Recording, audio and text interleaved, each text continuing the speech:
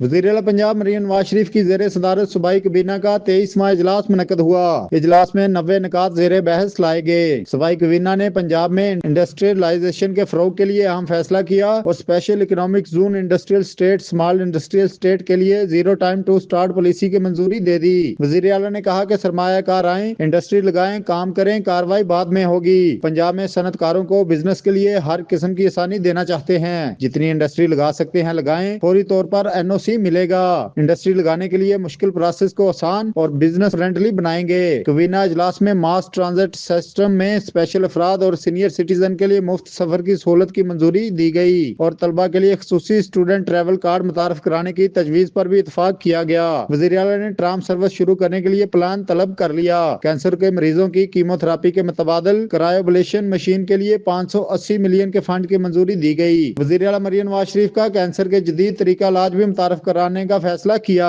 पंजाब भर में special education centre को सेंटर ऑफ एक्सीलेंस बनाने के लिए फंड की मंजूरी भी दी गई।